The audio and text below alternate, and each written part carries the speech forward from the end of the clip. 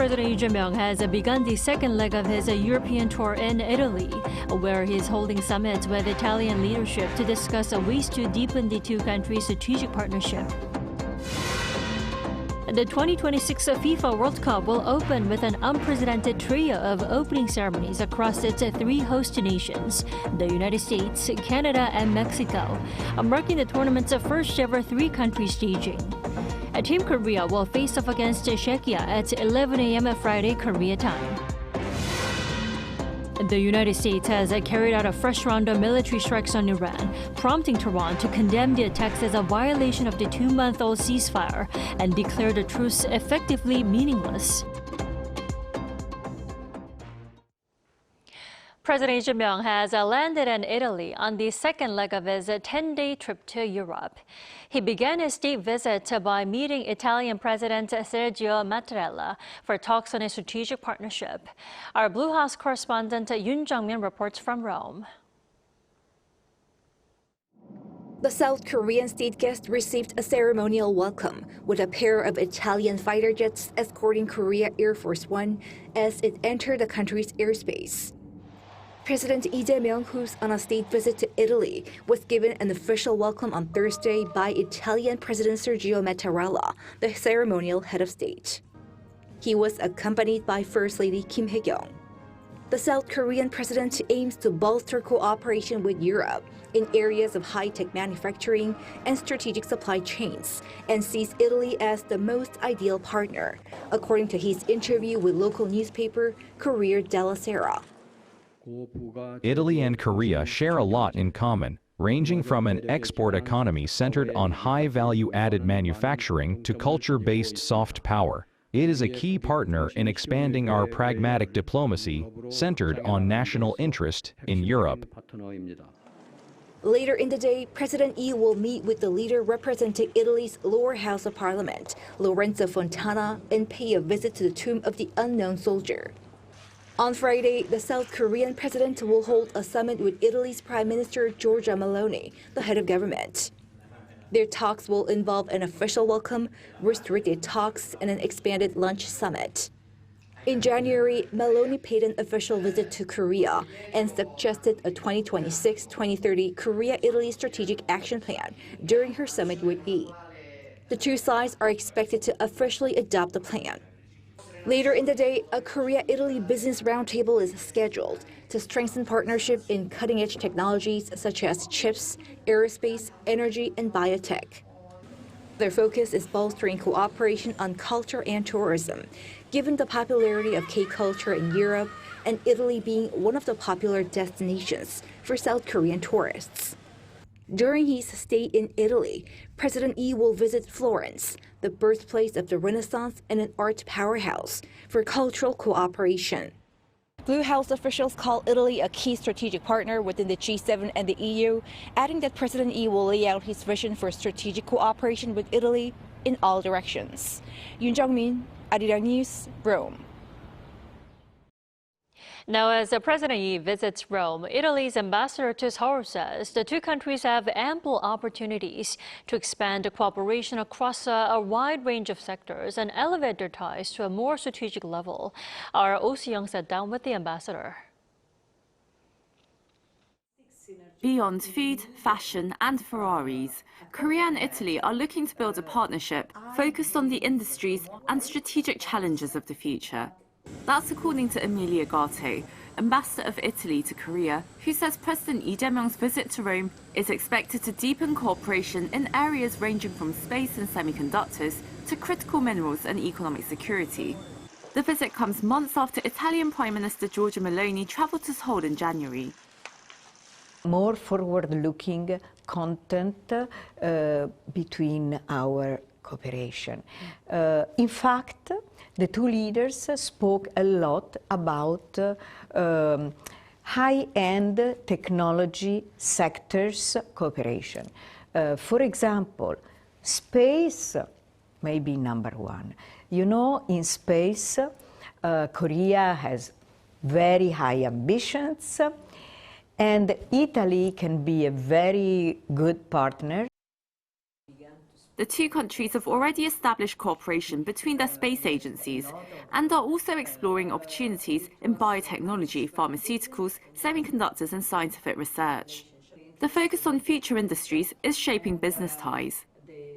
The first Italian-Korean Business Forum was held in September last year, and it was really a success. And we decided, for the reason I was explaining before, that we wanted to focus on the F sector, the future sector, the fourth F sector, biotechnology, industrial automation, robotics, and we had energy transition, digital, transition also, and environment transition. We want to have follow-up, and we will continue to focus on that. Another growing priority is economic security.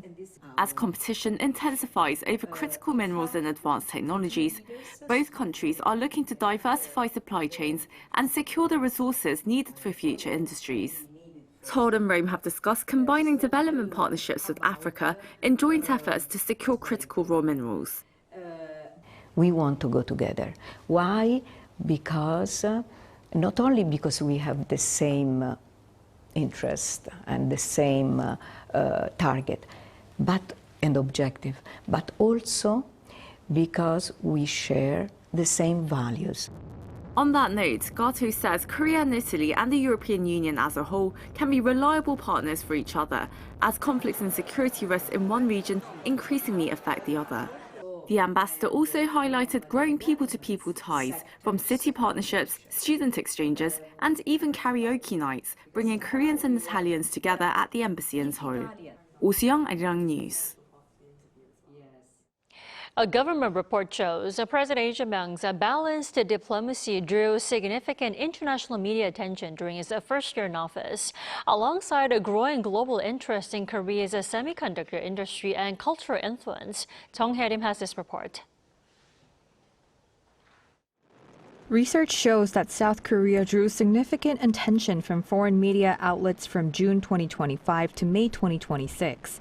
According to the Ministry of Culture, Sports and Tourism, an AI-based analysis of nearly 65,000 articles from 67 media outlets across 19 countries found that political and diplomatic issues accounted for the largest share of coverage of South Korea over the past year. Political and diplomatic issues accounted for the largest share of coverage, followed by business, the economy, culture, and technology. The ministry said many foreign outlets focused on what they described as the Lee administration's, quote, pragmatic approach to diplomacy. The Washington Post said Seoul was attempting a delicate balance, while the Financial Times and The Economist pointed to a more practical and balanced foreign policy approach. For the economy sector, Reuters and Fortune described the country as an important part of global AI and chip supply chains, while also noting the strong performance of South Korea's stock markets. Meanwhile, the country's cultural influence remained one of its strongest assets. For 10 out of the 12 months analyzed, the most positively covered topics were linked to the Korean wave, including K-pop and Korean content. The analysis also found positive assessments of South Korea's democratic resilience, although some reports continued to focus on political polarization, legal investigations involving former officials, and concerns over labor and governance issues. Jung Hae-rim, Arirang News. Over in the Middle East, there have been more U.S. strikes against Iran as ordered by U.S. President Donald Trump, raising concerns about the fate of the two countries' fragile ceasefire. Kim Jun-hong has more. The United States has launched additional military strikes against Iran after President Donald Trump said U.S. forces would hit the country hard amid stalled negotiations. U.S. Central Command, or CENTCOM, announced that the launches began around 5 p.m. on Wednesday Eastern Time, describing them as a series of self-defense strikes. According to Fox News, Trump stated that 49 Tomahawk missiles had been fired. The U.S. did not disclose the specific locations or facilities targeted, though the defense secretary had earlier indicated that key Iranian facilities could be among the targets. Because Iran has a chance to make a good deal, a great deal, to codify what they said they've been willing to do, and they haven't been willing to do it. Trump had also mentioned that Iranian infrastructure, including power plants and bridges, could be targeted, saying he had the ability to neutralize such facilities if necessary. CENTCOM further stated that the action was in response to what it called Iran's unwarranted and continued aggression. Following the U.S. strikes, Iran's top military command announced the complete closure of the Strait of Hormuz, with Iran's Islamic Revolutionary Guards Corps Navy allegedly targeting 2 ships in the strait. The IRGC has also reportedly targeted military bases hosting U.S. troops in the region, including bases in Bahrain and Kuwait. The U.S. strikes on Wednesday night follow U.S. retaliatory attacks launched earlier this week after an American Army helicopter was shot down in a drone attack allegedly from Iran, with Trump adding that evidence recovered from the crash site confirmed Iran's involvement. Following those strikes, Trump told reporters at the White House on Wednesday that "We are going to hit them hard again today." Iran's president dismissed Trump's threats as a sign of U.S. frustration rather than strength and vowed to withstand any pressure through national unity. Axios meanwhile reported that Washington had notified Tehran in advance that the strikes would be limited to military targets and would not cause casualties, suggesting an effort to contain the conflict and preserve room for negotiations. Tehran, however, struck a very different tone. Its foreign ministry said the overnight attacks violated the 2-month-old ceasefire, calling it practically meaningless. Kim Jun-ho, Arirang News.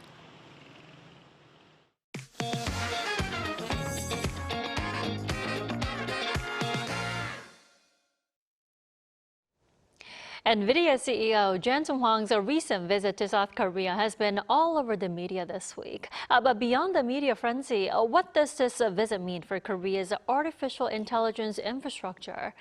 Joining us in the studio tonight is our business reporter, Park Junan. Welcome back, Junan. It's good to be back, Tommy. Junan, let's dive straight into the business side. What kind of partnerships were actually forged during his visit here? Right, Tommy, I have to say that it was a massive series of partnerships. To put it simply, NVIDIA is deeply tying its infrastructure to Korea. Not only Korean tech titans like Samsung, SK, and the Hyundai Group, but he also met with local startups, integrating the company's AI ecosystem. First, in the memory sector, SK hynix will co-develop next-generation memory for NVIDIA's upcoming AI platforms, including their new Vera Rubin supercomputers and Jensen robotics processors. Samsung Electronics will continue cooperation with NVIDIA on its HBM4 and HBM5 memory products, as well as its foundry business, pledging to deliver tangible results moving forward.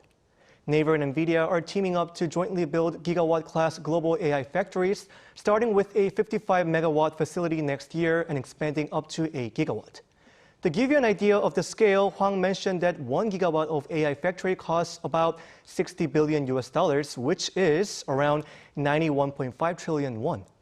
SK Telecom is also planning to build AI factories starting next year. On the hardware side, LG, Hyundai Motor, and Tucson are expanding their work with NVIDIA on humanoid robots, smart manufacturing, and autonomous driving.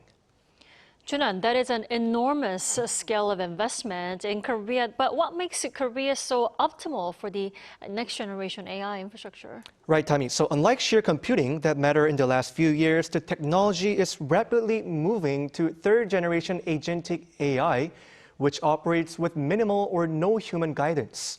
Also, the alliance was highlighted through fourth-generation physical AI partnerships, which refer to systems that interact with the real world through robots, autonomous vehicles, and other physical devices. According to Huang, Korea holds a distinct structural advantage in this next phase. Let's take a listen. Countries that are excellent at manufacturing and heavy industry are not good at software. Countries that are very good at software are not good at heavy industry. Korea is great at all of it. This is a unique situation. As he just mentioned, Korea is one of the very few places in the world that possesses world-class heavy industry, advanced electronics, manufacturing, and top-tier software and AI research all at the same time. But Chunan, while many see this as a win-win, some tech experts are raising concerns about Korea forming some sort of dependency on NVIDIA. Where has this view come from? Right, Tommy. So on one hand, Korea is now recognized as a full-stack partner for the world's most valuable company. However, the larger this alliance becomes, the more Korea's AI ecosystem could become structurally tied to NVIDIA's platforms and hardware. Let's take a listen to an AI professor from here in Korea. If NVIDIA's business priorities were to change, or if the company were to use its dominant market position to seek more favorable terms, Korean companies could have limited room to respond. Ultimately, it may be in Korea's interest to cooperate closely with NVIDIA while also maintaining enough independence to avoid becoming overly reliant on a single partner. The professor said that's why Korea is and should own AI models, a physical AI ecosystem, and cybersecurity capabilities, aiming to strengthen both national resilience and long-term industrial competitiveness. Right, Chunan. Also, we saw him doing a lot of things you wouldn't expect from a typical tech CEO. Let's talk about that. Right. Actually, he called it as a fun trip, or I would say a vacation. But behind this, every move was part of a carefully calculated business strategy. His visit to the PC Bang, an internet cafe, highlights that NVIDIA's early growth was heavily tied to Korea's PC gaming and esports culture. Meeting with gaming companies also shows that the industry is a vital experimental ground for AI in virtual environments. When he threw the ceremonial first pitch at a Doosan Bears baseball game, it wasn't just for fun. It was a strategic nod to his new robotics partnership with Doosan Robotics. Even the casual pork belly and soju dinner with the heads of SK, LG, and Naver founder was actually the starting point of forming a massive physical AI alliance in an informal setting. However, a marketing professor cautioned that there are still some risks to consider. Let's take a listen. It may seem like NVIDIA holds all the leverage, but from the company's perspective, few partners are as important as the suppliers it relies on in Korea. That is why building goodwill and strengthening ties here was such a key part of Huang's strategy. The professor added that for the general public with little interest in business, seeing a globally successful figure go out of his way to engage warmly with people and arrive bearing gifts can generate significant goodwill. Well, it looks like it's certainly working so far. Chunan, thanks for the coverage. All right, always a pleasure, Dami.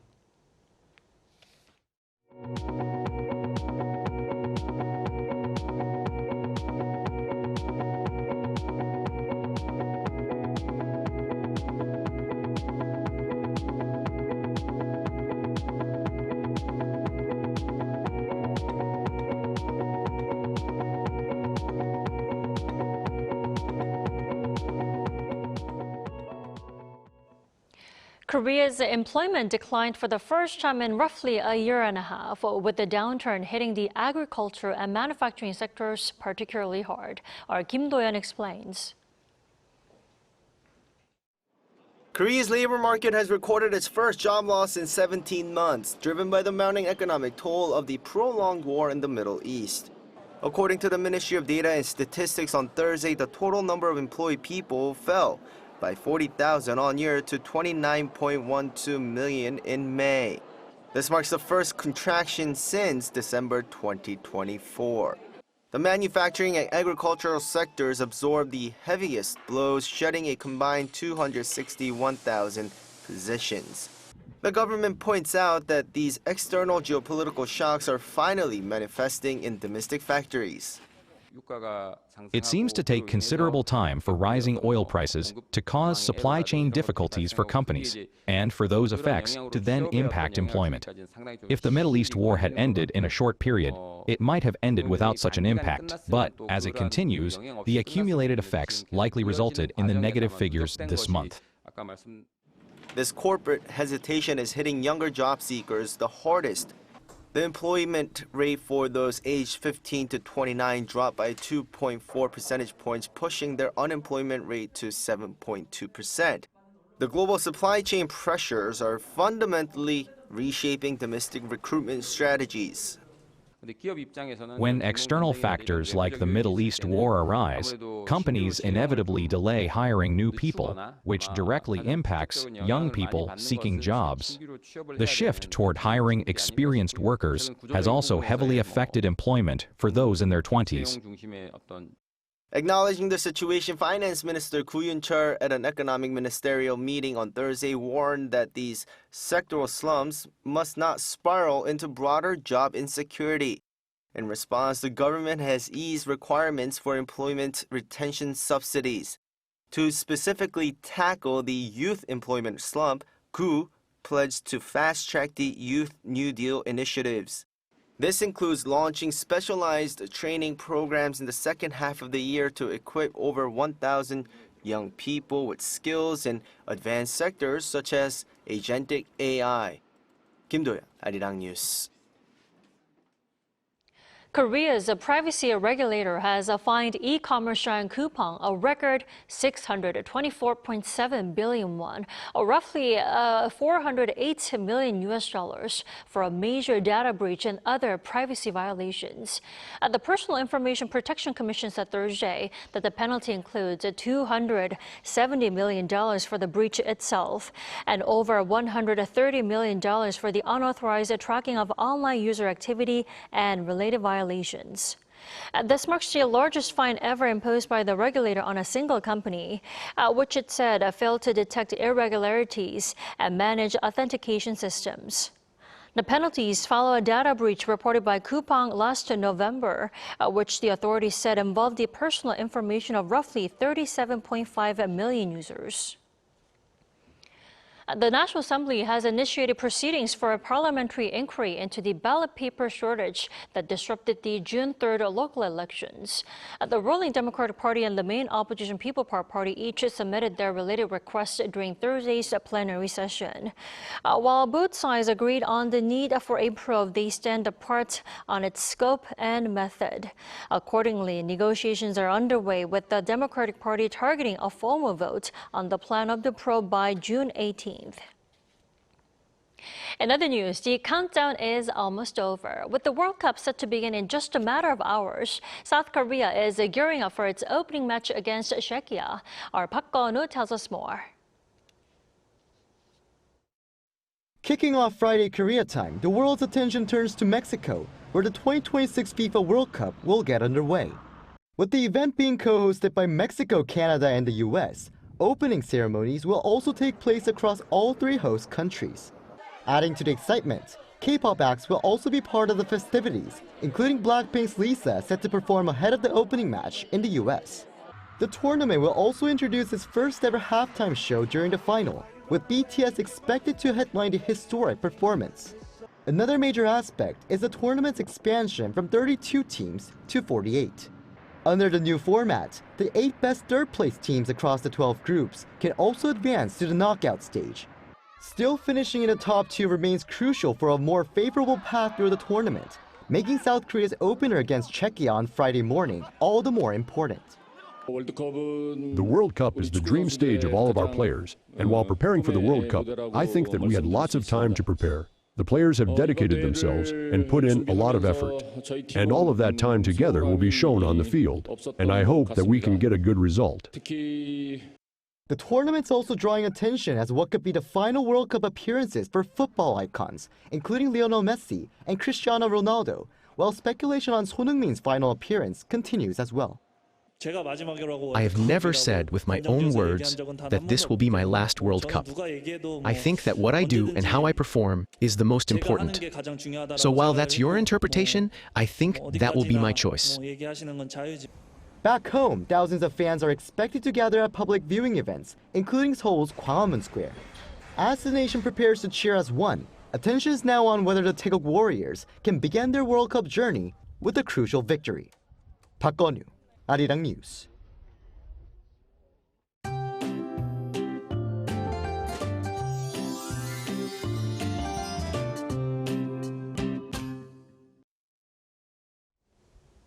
South Korea opens its World Cup group stage tomorrow. Kickoff is at 11 a.m. Korea time, and large crowds are expected at fan park events across the country. Skies stay mostly sunny, so weather conditions should not disrupt any outdoor activities.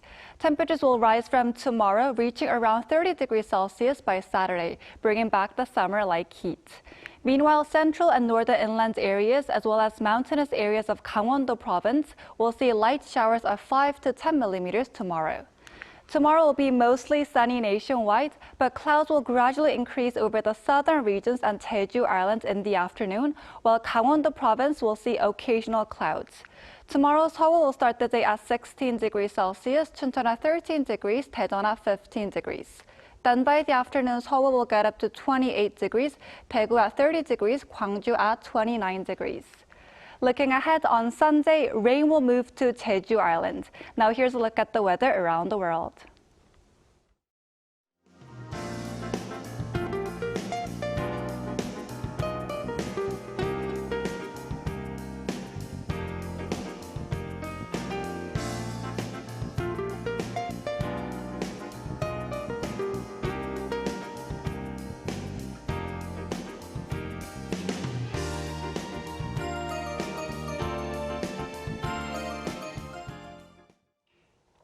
That is all we have for tonight. I'm Kim Dami. From all of us here at Arirang, thanks for watching and good night.